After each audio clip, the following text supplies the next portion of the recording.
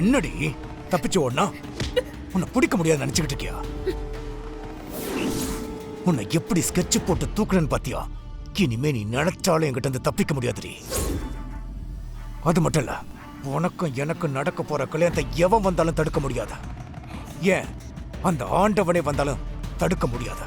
ஏறி ஏறு, போ போடி. பசுபதி வண்டி ஏறா.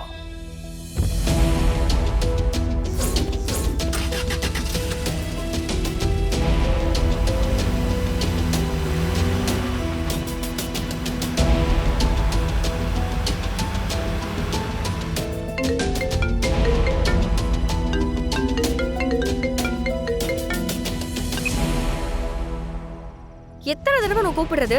போன் பண்ண எடுக்க மாட்டியா? டிரைவிங்ல இருந்தேன். சொல்ல என்ன விஷயம்? நீ எப்படி இருக்க? உனக்கு ஒன்றும் ஆபத்து இல்லையே?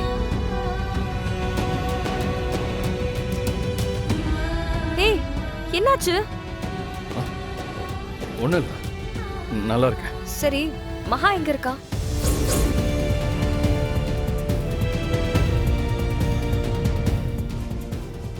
என்கிட்ட எதுவும் மறைக்காத, எனக்கு எல்லாம் தெரியும். நீ மகாவை ஒப்படைக்க தானே போய்கிட்டு இருக்க. சொல்லு, மகா இப்ப எங்க இருக்கா? இந்தோ நான் மகாவை கூட்டிட்டு வந்தப்போ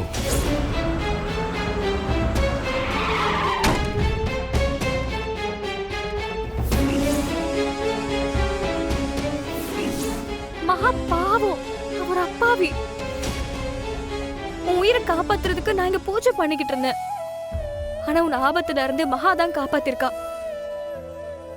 இப்பதான் எனக்கு எல்லாம் புரியுது. நீ இப்ப என்ன பண்ண போற?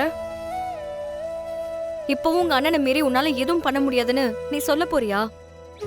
ஏய், உச்சிக்கு 300 தடவை அண்ணா அண்ணான்னு கூப்பிட்டுக்கிட்டே இருந்தா. என் உயிரையே காப்பாத்திருக்கா. அவளை அப்படியே விட்டுட்டு எப்படி வர முடியும்?